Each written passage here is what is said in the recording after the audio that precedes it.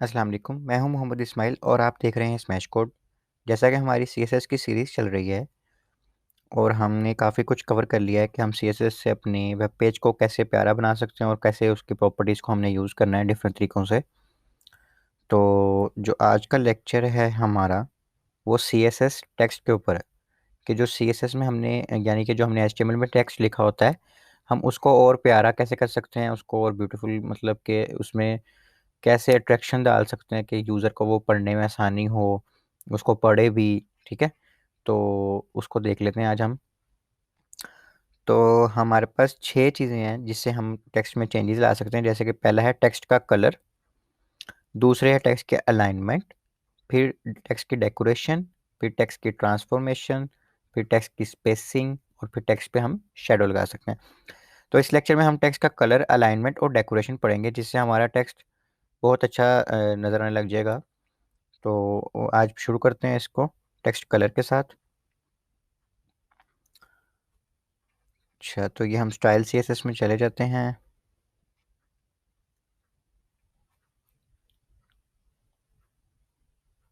और हम जैसे ऑफसेट ख़त्म कर देते हैं। ये हमारा कुछ इस तरह से नज़र आएगा पैराग्राफ। और इस पैराग्राफ को हमने कलर जी दिया हुआ है, यहाँ पे देखें ग्रीन। अगर हमने किसी भी टेक्स्ट को कलर देना है तो उसको हमने जस्ट कलर लिखना है, COLOR, और उसके बाद हमने वो कलर कलर लिख देना है। और जैसे कि टेक्स्ट कलर हमने कलर के टॉपिक में पढ़ा था, कलर के लेक्चर्स मैंने दिए हुए हैं, 2 से 3 लेक्चर हैं और उसमें एक्सप्लेन किया हुआ है कि कलर के नेम के साथ हम कलर कैसे दे सकते हैं, हेक्सा कोड कैसे दे सकते हैं, RGB वैल्यू दे सकते हैं, कैसे दे सकते हैं। तो वो आप कलर के लेक्चर देख लें, उसमें मैंने बहुत डिटेल से और आसान तरीके से समझाया है कि ये जो कलर की प्रॉपर्टी है हम उसको कैसे यूज़ करते हैं। उसी कलर की प्रॉपर्टी को हमने यूज़ करके हम यहाँ पे कलर इसको दे सकते हैं रेड, या कोई हेक्सा कोड, या कोई RGB वैल्यू, कुछ भी दे सकते हैं। अब जैसे हम ये देखें रेड किया तो इसका कलर क्या हो गया, रेड हो गया। हम इसको पिंक करके देखते हैं। अब हम सिर्फ टेक्स्ट के टॉपिक पे इस वक्त बात करेंगे, ठीक है? तो ये हमारा पिंक हो गया कि हम जो भी बहरहाल इसमें कलर देना चाहें। ये हेक्सा कोड दिया है तो ये हेक्सा कोड ब्राउन का हो गया, ठीक है? RGB ये वैल्यू देनी है या RGB वैल्यू देनी है तो वो भी दे सकते हैं हम। इसमें हमने रेड, ग्रीन और ब्लू के कोऑर्डिनेट्स बताने होते हैं।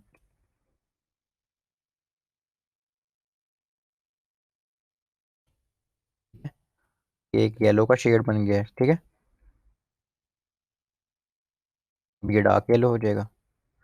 तो ये कैसे देते हैं RGB वैल्यू और ये सारा कुछ, ये मैंने अलहदा से लेक्चर बना के तो वो रखे हुए हैं, आप वो देख सकते हैं, आपको बिल्कुल समझ आ जाएगी। उसके बाद है जी हमारे पास, हमने क्या है, अगर हम कलर दे रहे हैं किसी टेक्स्ट को तो ये अच्छी प्रैक्टिस है कि उसी टेक्स्ट के बैकग्राउंड पे कोई बैकग्राउंड होना चाहिए। यानी ये इस वक्त सिंपल बैकग्राउंड वाइट है ना, तो ये अच्छी प्रैक्टिस है कि उसको बैकग्राउंड देना चाहिए ताकि पढ़ा जा सके। यानी कि पीछे से आप लाइट देंगे तो ऊपर से डार्क कलर दे देंगे तो वो काफ़ी आसानी से जो यूज़र है वो उसको पढ़ सकेगा। अब जैसे ये वाला हम इसको गंदुमी सा कलर है एक, उसको दे देते हैं और ऊपर हमारा येलो भी लाइट कलर है तो हम उसको दे देते हैं तो वो उसको पढ़ा नहीं जाएगा। तो हमने उन दोनों को आपस में देखते हुए कलर मैच करवाना है। ठीक है, देखें अब ये पीछे बैकग्राउंड भी लग गया कितना प्यारा सा, और ऊपर हमारा टेक्स्ट का कलर भी हमने रेड कर दिया है, या जो भी हम चाहते हैं उसका कलर करना। जैसे कि पर्पल कर सकते हैं हम, जो भी डार्क कलर है, ठीक है? तो अच्छी प्रैक्टिस क्या है कि अगर आप कलर उसको डिफाइन कर रहे हैं तो बैकग्राउंड कलर भी डिफाइन करें। लेकिन नहीं करना तो मतलब कोई चीज़ मस्ट नहीं है, रिक्वायर्ड नहीं है। ऐसे भी कलर चेंज हो रहा था, अभी हम करके देख ही रहे थे, ठीक है? तो टेक्स्ट कलर में यही है हमारे पास। उसके बाद हम टेक्स्ट को अलाइन कर सकते हैं, जैसे कि काफ़ी वेबसाइट पे देखा होगा, कोई टेक्स्ट इस साइड से यूज़ हो रहा है, लेफ्ट साइड से शुरू होता है, कोई राइट साइड से शुरू होता है, कोई सेंटर से शुरू होता है, कोई बीच में से मतलब कि वो अलाइनमेंट कहते हैं उसको, ठीक है? कि किस साइड से शुरू होना है उसको अलाइनमेंट कहते हैं। तो हमारे पास जी हॉरिजॉन्टल अलाइनमेंट अगर हम देखें हॉरिजॉन्टल का मतलब होता है लेफ्ट से राइट साइड की तरफ। तो उसको हम लेफ्ट लाइन कर सकते हैं, सेंटर लाइन कर सकते हैं और जस्टिफाई कर सकते हैं। तो यहाँ पे हम प्रॉपर्टी लिखते हैं जी, टेक्स्ट अलाइन के बाद हम सेमीकोलन लगाते हैं और यहाँ से हम क्या कर देते हैं, लेफ्ट। ठीक है, तो ये वैसे ही भी बाय डिफ़ॉल्ट लेफ्ट ही है, तो इसको कोई भी फर्क नहीं पड़ेगा। इसी को हम क्या कर देते हैं, राइट। तो वो कहाँ से शुरू होगा, राइट से शुरू होगा। ठीक है, ये अब राइट कॉर्नर से शुरू हुआ, पहले वो लेफ्ट कॉर्नर से ले जाके राइट तक जाता था और जितनी बचती थी वो खाली छोड़ देता था। अब उसने क्या किया, अब ये देखें, तो ये मैं दोबारा लेफ्ट साइड पे कर रहा हूँ, लेफ्ट साइड पे हो गया। राइट साइड पे करते हैं, वो राइट साइड से शुरू होता है। ठीक है, और इसको हम सेंटर कर देते हैं। क्या हुआ, सेंटर से उसने लेफ्ट और राइट साइड से इक्वली जगह छोड़ के सेंटर से शुरू कर दिया है। और इसमें एक चौथी चीज़ है, जस्टिफाई। जस्टिफाई लिखना है। इससे क्या होगा, वो लाइन को एक ही सीक्वेंस में शुरू करेगा और एक ही सीक्वेंस में ख़त्म करेगा। मैं आपको बताता हूँ अभी।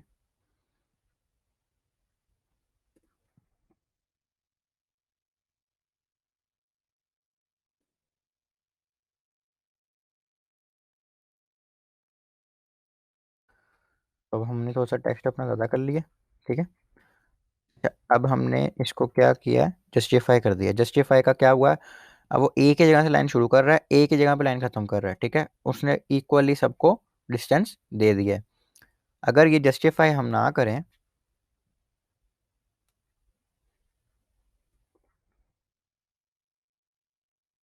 ये देखें, यहाँ से लाइन शुरू हो रही है लेकिन यहाँ पे ख़त्म हो रही है, यहाँ पे खाली स्पेस आ रहा है। ठीक है, तो वो खाली स्पेस नहीं ला रहा, या अगर खाली स्पेस वो लाएगा भी तो दोनों साइडों से लाएगा।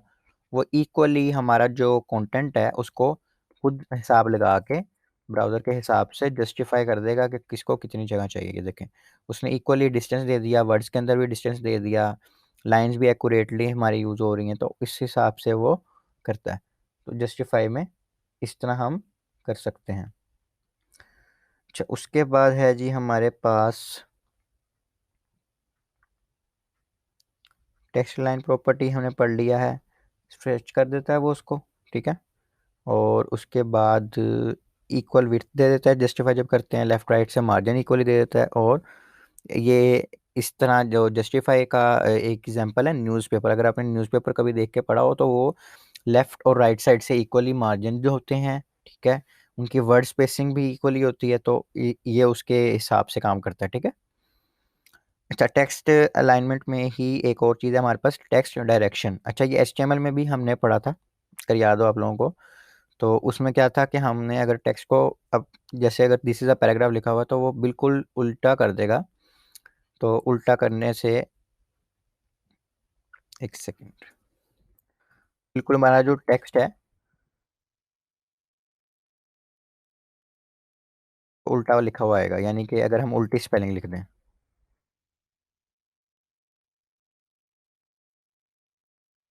इसके लिए हम यूज़ करेंगे, हम एक दफ़ा कमिट कर देते हैं, या इसको हम नॉर्मली लेफ़्ट साइड पे ले आते हैं जो हमारा बाय डिफ़ॉल्ट टिका होता है।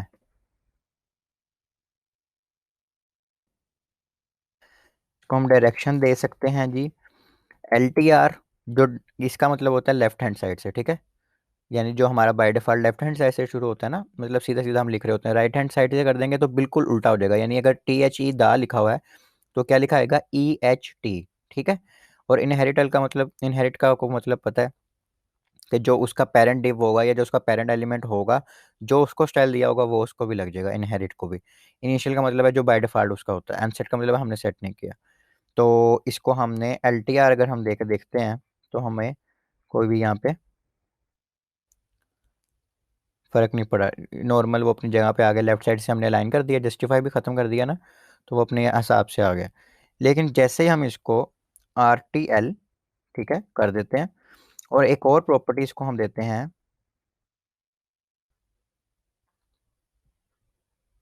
यूनिकोड बिडी।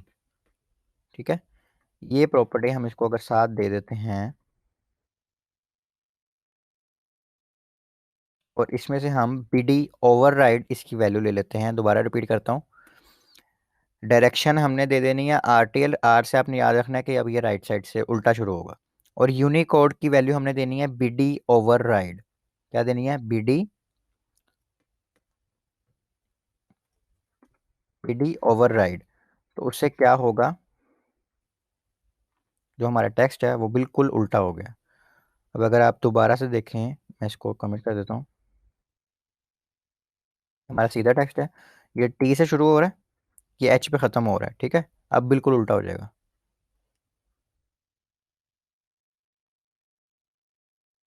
अब ये हमारा, ये जो लाइन थी यहाँ पे, एक मिनट में आपको दोबारा दिखाता हूँ।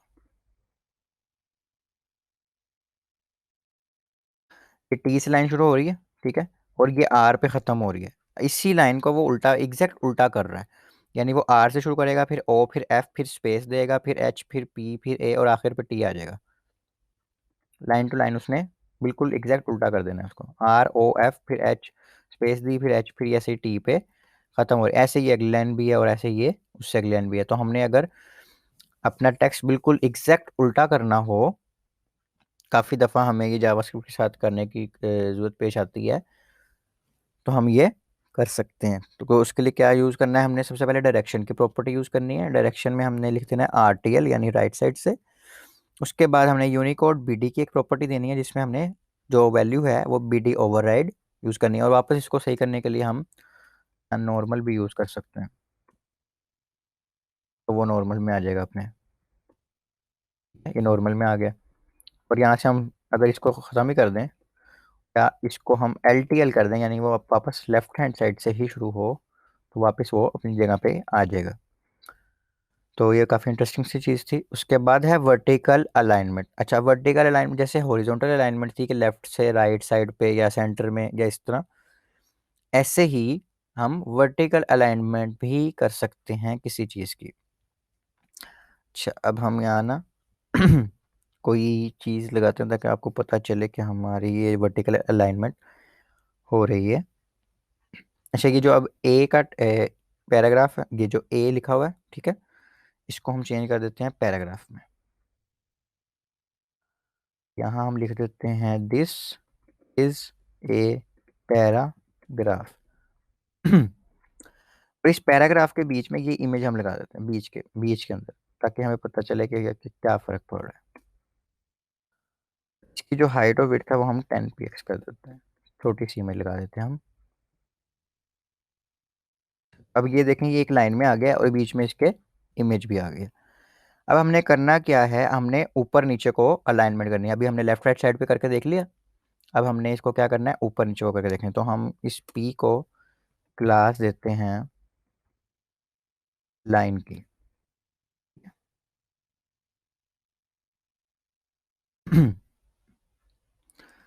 और हम यहाँ पे सिलेक्टर से, सी एस एस सिलेक्टर के लेक्चर में जैसे हमने पढ़ा था कि हम कैसे उठाते हैं किसी भी एलिमेंट को, या किसी भी एलिमेंट को कैसे टारगेट करते हैं, तो आपको वो आई टैग में आ जाएगा वो लेक्चर, तो आप वो देख सकते हैं selector, C S S selector का। तो अलाइन की क्लास से हमने डॉट लगा के उसको, पैराग्राफ को पकड़ लिया। अब हमने क्या करना है, वर्टिकल, सॉरी, वर्टिकल अलाइन लिखना है। उसमें सिर्फ क्या था, अलाइन, इसमें है वर्टिकल अलाइन। इसके हमारे पास क्या क्या वैल्यूज़ हैं जी, ये देखें। इसकी हमने जो ज़्यादातर यूज़ होती हैं वो क्या होती हैं, बॉटम, मिडल और टॉप। जिसके नाम से ही पता चल रहा है, अगर हम टॉप लिखते हैं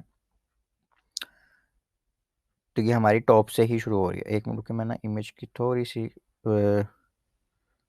बड़ी कर देता हूँ, साइज़ में बड़ा कर देता हूँ।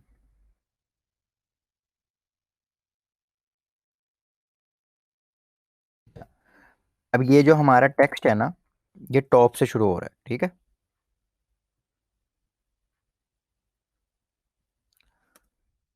अब अगर इसको हम दे दें मिडल,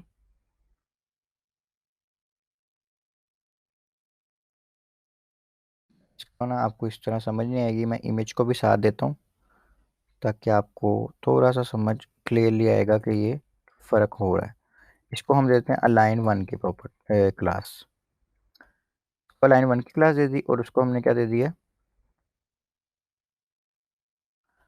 अब हमने इसको कुछ भी नहीं करते और अलाइन वन की क्लास यानी कि अब इमेज के साथ हम खेलने लगे हैं कि इमेज को हम ऊपर नीचे करने लगे हैं, ठीक है। इसको हम देते हैं टॉप की क्लास। यहाँ से पैराग्राफ हमारा शुरू हो रहा है। अब अगर हम इसको ख़त्म कर दें तो आप ध्यान से देखें कि इमेज वहीं से शुरू हो रही है जहाँ से पैराग्राफ शुरू हो रहा था, यानी वो ऊपर को जा रही है। लेकिन अब हमने क्या कहा है कि भाई वो टॉप से शुरू हो, टॉप से शुरू हो, बाकी नीचे छोड़ दो। तो ये हमने टॉप किया, तो जो हमारा पैराग्राफ है वो उसके साथ मैच हो जाएगी, उसकी जो हाइट है वो उसके साथ मैच हो जाएगी। अब पैराग्राफ ऊपर नहीं आया, ध्यान से अगर आप देखें तो इमेज ऊपर गई है, पैराग्राफ वैसे का वैसे वहीं पे ही है। इमेज ऊपर गई है, इमेज पहले नीचे से शुरू हो रही थी तो अब वो ऊपर से शुरू हो रही है। इसी को अब अगर हम मिडल कर दें,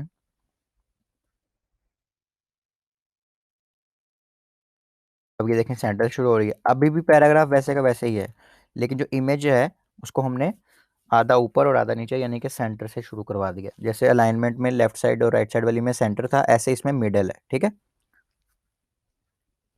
और सबसे लास्ट पे हम इसको बॉटम कर सकते हैं, यानी कि जैसे वो नॉर्मली पहले थी वो बॉटम पे थी, ठीक है। तो वो अपनी वापस अपनी हालत में आ गई है, तो हम इसको बॉटम कर सकते हैं, हम मिडल कर सकते हैं, ठीक है। और इसको हम टॉप कर सकते हैं। तो ये देखें, इस तरह हम वर्टिकल अलाइनमेंट कर सकते हैं। जो पहले हमने पढ़ी थी वो क्या थी, वो हॉरिजॉन्टल अलाइनमेंट थी। तो ये इस तरह भी हम अपने टेक्स्ट को या अपने किसी भी एलिमेंट को हम उसके साथ खेल सकते हैं। अब अगर हम ये देखें, इसको हम वर्टिकल अलाइनमेंट कर देते हैं टॉप की, इसको कर देते हैं हम मिडल की।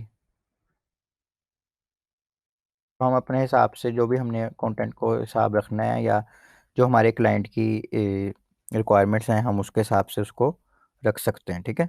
अब हमारा ना पैराग्राफ भी थोड़ा सा नीचे आया है, लेकिन क्योंकि हमने इमेज को टॉप पे ही रखा हुआ है इसलिए वो टॉप पे ही आएगी। जहाँ पे भी पैराग्राफ होगा वो उसके टॉप पे आ जाएगी। अब वो उसके बॉटम पे चलेगी क्योंकि हमने अब इमेज को कुछ भी नहीं दिया हुआ, ठीक है। तो इस तरह ये देखें, अगर मैं इसको भी मिडिल कर देता हूँ, दोनों मिडिल में आ जाएंगे। पैराग्राफ भी मिडिल में है और इमेज भी मिडिल में है, ठीक है। तो इस तरह हम अब इसके साथ अलाइनमेंट कर सकते हैं।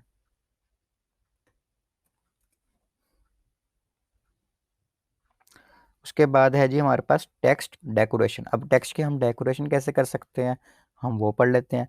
अच्छा, सबसे ज़्यादा ये जो टेक्स्ट डेकोरेशन की प्रॉपर्टी है ना, वो यूज़ होती है लिंक्स के ऊपर। जो हम लिंक्स बनाते हैं, अगर मैंने पिछले लेक्चर्स में भी आपको बताया था कि कुछ पैराग्राफ्स के बाय डिफ़ॉल्ट कुछ स्टाइल्स होते हैं, वो पहले ही लग जाते हैं उसको, ठीक है। जैसे हेडिंग होती है, हेडिंग बड़ी साइज़ में होती है ना, उसका फ़ॉन्ट साइज़ बड़ा होता है। ऐसे ही काफ़ी सारे टैग्स उनके स्टाइल्स ना पहले से ही लगे होते हैं। यहाँ मैं एक और लिंक नया बना लेता हूँ ताकि आपको पता चले कि उसको बाय डिफ़ॉल्ट ही स्टाइल्स लग जाते हैं। हम उसको स्टाइल्स अभी नहीं देते तो भी उसको लग जाते हैं। तो लिंक क्या होते हैं उसका भी मैंने अलग से एक लेक्चर रखा हुआ है, अगर आपने वो नहीं देखा तो आप वो देख सकते हैं, आपको ये आई टैग में आ जाएगा। अच्छा, तो यहाँ पे मैं एक लिंक बना देता हूँ, ठीक है। अब मैंने सिर्फ लिंक लिखा, उसको मैंने कोई क्लास नहीं दी, कोई सिलेक्टर नहीं उससे यूज़ किया और ना ही उसको कोई स्टाइल दिया। मैं रिफ्रेश करता हूँ तो ये हमारे पास एक ब्लू कलर का, खुद ही से ब्लू कलर का बन के आ गया। अगर मैं जस्ट कोई टेक्स्ट लिखता, ये देखिए मैं ये पैराग्राफ लिख रहा हूँ, तो वो मेरे पास ब्लैक कलर का लिखा हुआ आ रहा है, ये ब्लू कलर का लिखा आ रहा है, वो अंडरलाइन भी है, साफ पता लग रहा है कि ये लिंक है। इसके ऊपर आप माउस लेके जाएंगे ना तो आपका जो कर्सर है वो हैंड बन गया, इसके ऊपर आई बन गया, ठीक है। तो ये कुछ बाय डिफ़ॉल्ट क्या नाम है स्टाइल्स होते हैं वो लग जाते हैं। अब सबसे ज़्यादा जो टेक्स्ट डेकोरेशन की प्रॉपर्टी है वो क्यों यूज़ होती है कि हमने ना इसको अंडरलाइन, जो ये अंडरलाइन हुआ है ना, इसको हमने हटाना होता है। कहीं ये प्यारा लग रहा होता है, कहीं ये प्यारा नहीं लग रहा होता, या हमारी रिक्वायरमेंट्स ऐसी नहीं होती कि हमने इसको अंडरलाइन करना है। तो हम इसको आईडी दे सकते हैं जैसे सीएसएस सेलेक्टर से, और इसको हम दे देते हैं जी लिंक की। इसको हम आईडी से पकड़ते हैं, सॉरी लिंक से पकड़ते हैं और इसको हमने देना है टेक्स्ट डेकोरेशन, ठीक है। और यहाँ पे नन, यानी जो भी उसकी डेकोरेशन हुई हुई है उसको क्या कर दो, ख़त्म कर दो, तो क्या कर देगा, अंडरलाइन उसने ख़त्म कर दिया।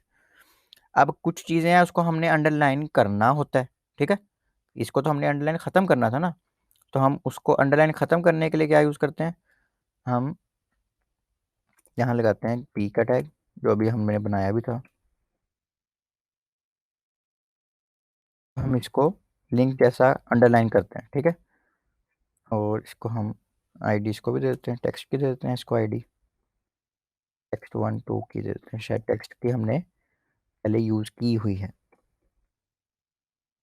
टेक्स्ट 1 2 की आईडी से हम पकड़ ले हैं इसको, और इसको हमने टेक्स्ट डेकोरेशन दे दिया। भाई हमारे पास क्या क्या चीज़ें हैं, हम देख लेते हैं स्लाइड्स पे। अच्छा, तो हम ओवरलाइन दे सकते हैं, लाइन थ्रू दे सकते हैं, और अंडरलाइन दे सकते हैं। ओवरलाइन देखते हैं फिर क्या चीज़ है ये,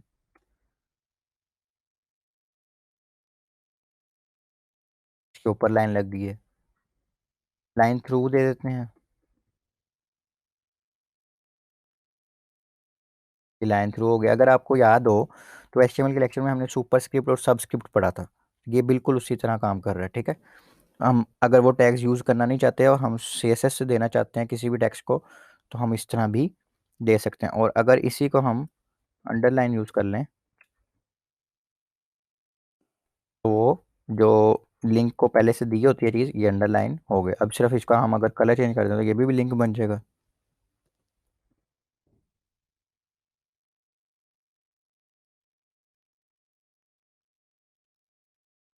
ये देखें जी, ये भी लिंक बन गया। और चौथी वैल्यू क्या है, नन की। अगर हमने इसमें से किसी चीज़ को ख़त्म करना है तो वो क्या हो जाएगा, वो ख़त्म हो जाएगा। ये देखें, अब दोनों लिंक बन गए ना, एक जैसे लग रहे हैं ना, हमने स्टाइल ही ऐसा कर लिया कि वो लिंक लग रहा है।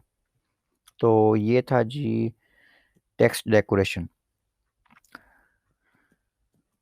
अच्छा, यहाँ पे एक चीज़ लिखी हुई है कि आपने कोशिश करनी है कि अगर कोई टेक्स्ट जो कि लिंक नहीं है, उसको अंडरलाइन करना नहीं है आपने। क्यों नहीं करना, क्योंकि एक स्टैंडर्ड बना हुआ है पूरी दुनिया में कि जो चीज़ अंडरलाइन है ना वो लिंक होगी। अगर आप यहाँ पे कुछ भी सर्च करें ना, लाइक गूगल क्रोम ही हम सर्च कर लेते हैं, तो जो भी लिखा है, अब ये देखें, ये जो भी लिखा हुआ आ रहा है ना, उसके ऊपर सिर्फ होवर करते हैं तो ये अंडरलाइन है। इसका मतलब क्या है कि ये लिंक है। तो अगर कोई और चीज़ को आप लिंक जैसा स्टाइल दे देंगे तो हमें यही लगेगा कि वो लिंक है। अब उस पर हम क्लिक कर रहे हैं, वो चल ही नहीं रहा, ठीक है। तो जो यूज़र है वो फेडअप भी हो सकता है, उसको किसी और वेबसाइट पे चल जाएगा, या उसको जो भी है वो अच्छा उसका एक्सपीरियंस नहीं होगा, तो कन्फ्यूजन हो जाएगी। तो आपने कोशिश करनी है कि अगर कोई चीज़ लिंक नहीं है तो आपने उसको लिंक का स्टाइल नहीं देना, यानी उसको अंडरलाइन आपने नहीं करना। तो यही था जी आज का लेक्चर। उम्मीद है आपको समझ आई होगी। काफ़ी मज़े का लेक्चर था। टेक्स्ट को हमने स्टाइल करना सीख लिया। इंशाल्लाह नेक्स्ट लेक्चर में हम ये 3 बाकी जो चीज़ें हैं वो करना सीखेंगे, तो हमारा टेक्स्ट बिल्कुल बहुत प्यारा सा लगने लग जाएगा, और हम नॉर्मल ये जो ब्लैक सा टेक्स्ट यूज़ करते थे तो वो नहीं करेंगे। तो अगर आपको कोई चीज़ समझ नहीं है तो आप कमेंट कर सकते हैं। चैनल को सब्सक्राइब ज़रूर करें ताकि आप हर वीडियो को टाइम से देख सकें। अल्लाह हाफ़िज़।